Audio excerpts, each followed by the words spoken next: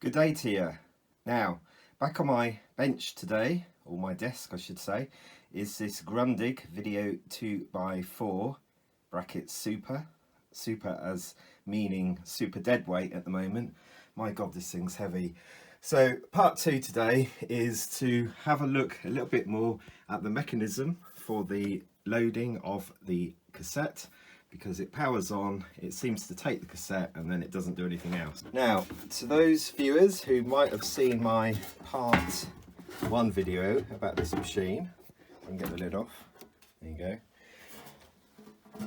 You may have heard me mention that someone had some food in here previously, but on closer inspection, unfortunately it wasn't food.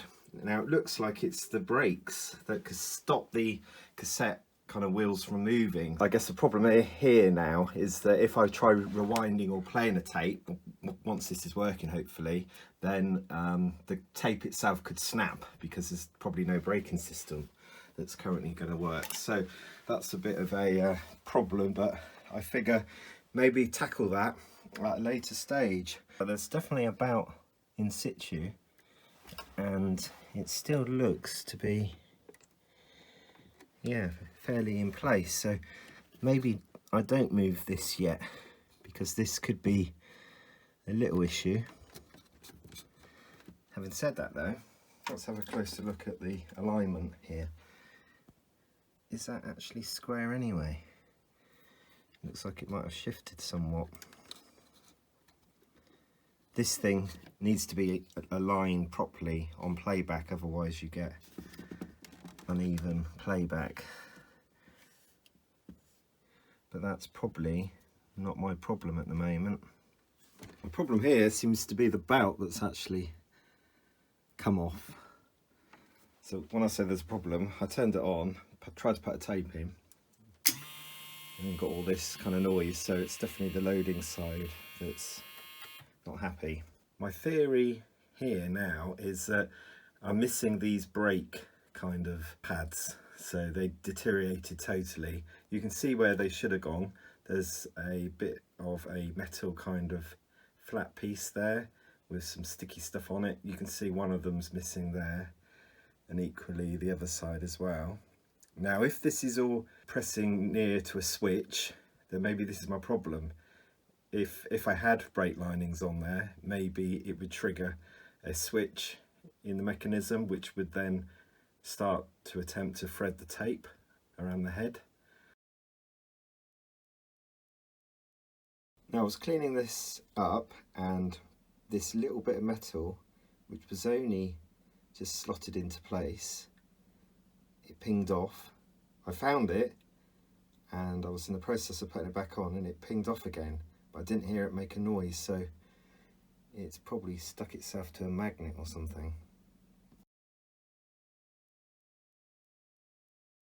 Back with this old chestnut again, the trusty V2000, and I've ordered a new belt. I'll show you what I've got here. It's 6mm by 1mm, and it's 21.5mm, 23.5mm. Let's see if this belt stays on and doesn't slip off like the previous one I tried to use. Right, it feels a lot firmer. It's just not too tight, but we shall see. Something I noticed while taking this apart again was that there is a separate power switch on the back of the machine, which is quite nice. You can isolate the power with just a pressing switch. I don't know how I missed that before. Here.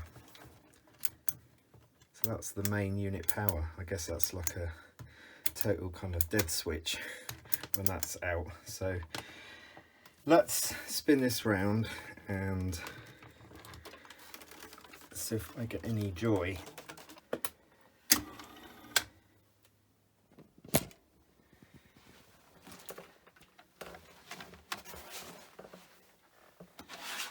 Ooh, I've got a cassette in there. I could bring another one just in case. Alright, let's see if this makes any difference.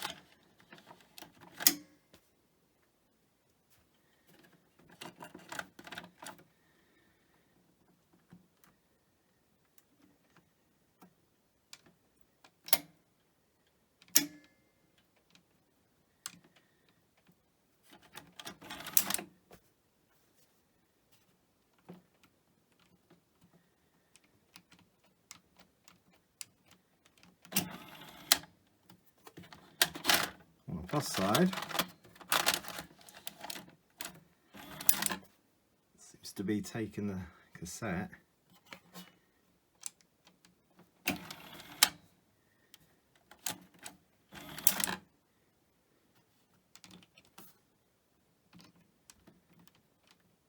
so it's not trying to load up at all, is it? It's just not.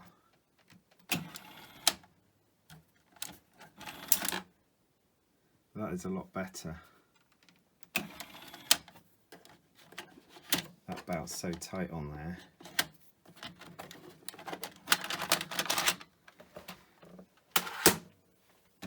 If anything, it'll put strain on the actual spindle of the motor. Let's get this turned up the other way so I can have a look. I've watched some of Video 99's YouTube channel, and he does go into taking this apart to look at the belts, so that's what I'm going to try to do now. Slightly bigger screwdriver always helps, doesn't it? So I did clean in here, and I managed to lose like a bit of bent metal, which is like a bit of a tension spring effect. So luckily I didn't lose it totally. I was able to get it back on again, but just be careful with your cleaning switches.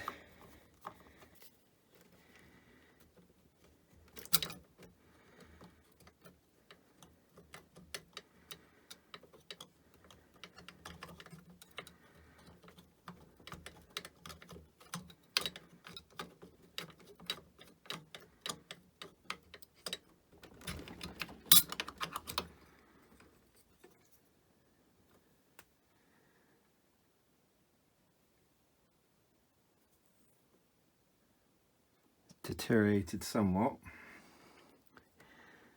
the magnet.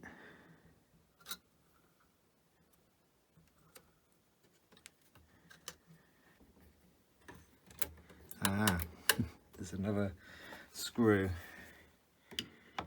in here on this motor, hiding under the wire.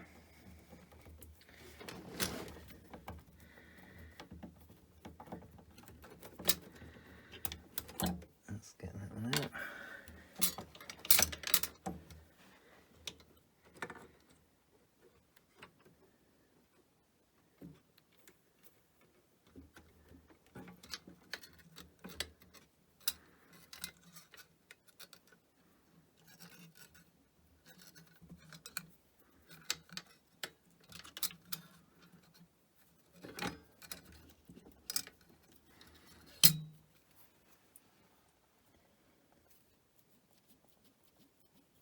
Actually, oh, I was going to say it's not too bad. And what have I done? Snapped it. Hopefully I've got something similar to that. Let's hope so.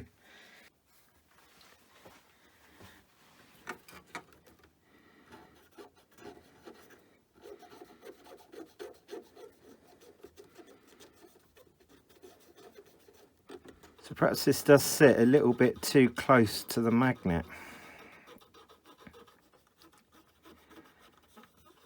Oh, it's starting to look better already. My wife's always moaning. She's saying, we seem to run out of cotton buds quickly in this house. I just sort of nod and say, oh yeah, must be cleaning our ears a lot.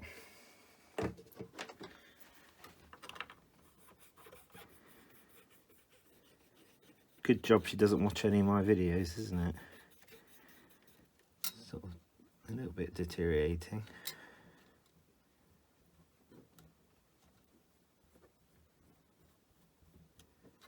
Well, it is 50 years old, isn't it? Good, give or take a little bit, it is practically 50 years. I've got something to pick up here. A washer.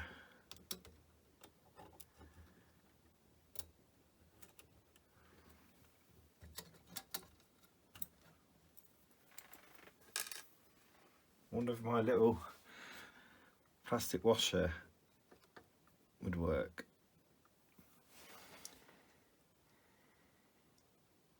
Would that be lifting it too much? I need to be able to get a tool in there as well, don't I, to centre it. Alright, let's try this new one.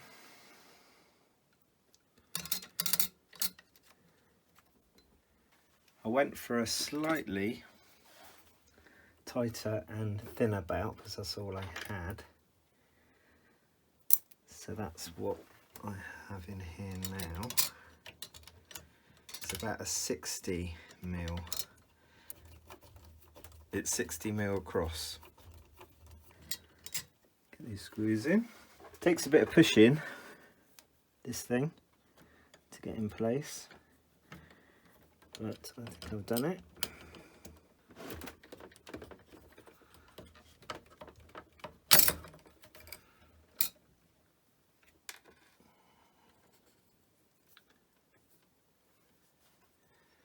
Obviously too much.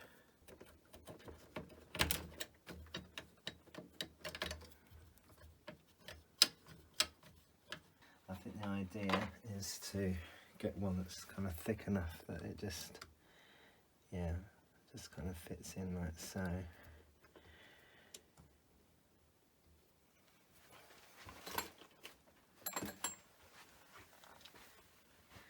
And the idea then is to tighten up the screws, isn't it? Once it's centre. Kind of hold it like that. What I'm going to do, because it does look very central and smooth.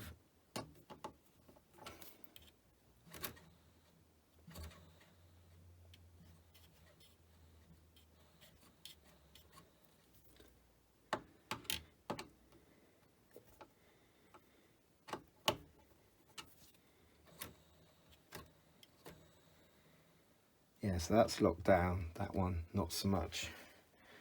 Okay. All right, cassette.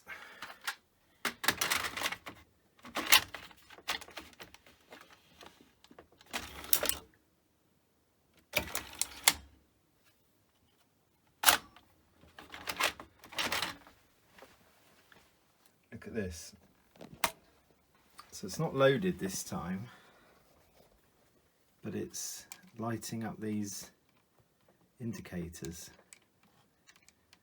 So it's definitely got itself into a bit of a twist, isn't it?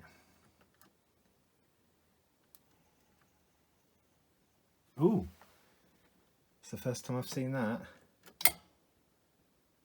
Did you see it move?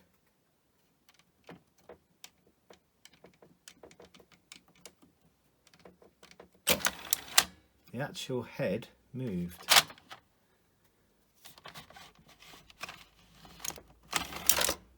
And now it won't do it again. So what state has it got itself into? Ah.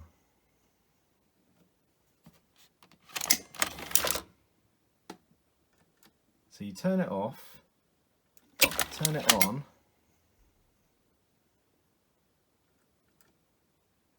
What's that?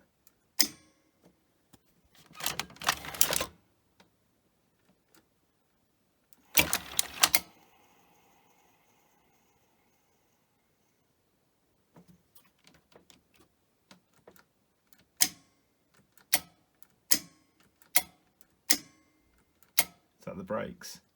Sounds like it, doesn't it?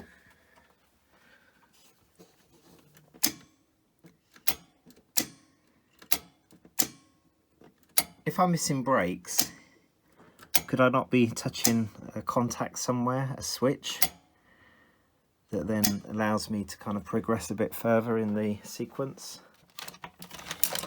Could that be quite possible? I'm just going to interrupt the power supply at the wall now, and then I'm going to turn it on again. That's different to how it was with standby. So you load it up, and it won't load up. Okay, now it's going to do that again.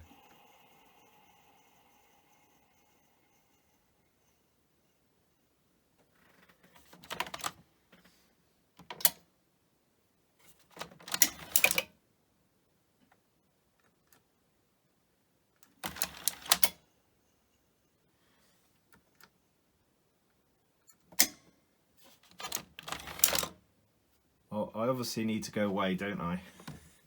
And watch a few more videos.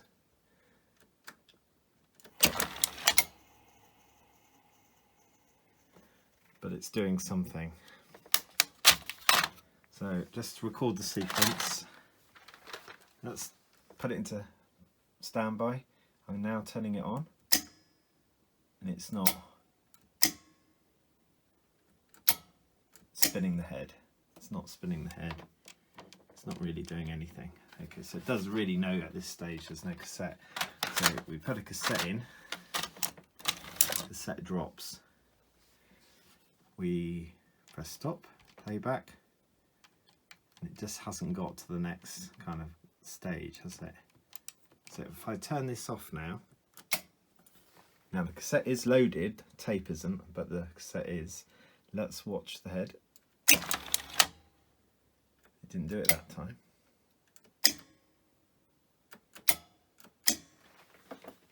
Trying to repeat a test. Now I've turned it off a bit quicker. Oh, that's better. So that's one of the things it's doing.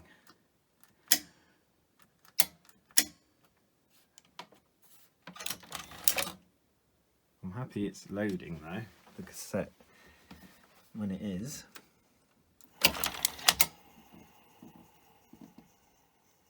I guess it's the engagement maybe of the tape. It's the next step, isn't it? The guides that kind of pull the tape forward. It's obviously not happy at all.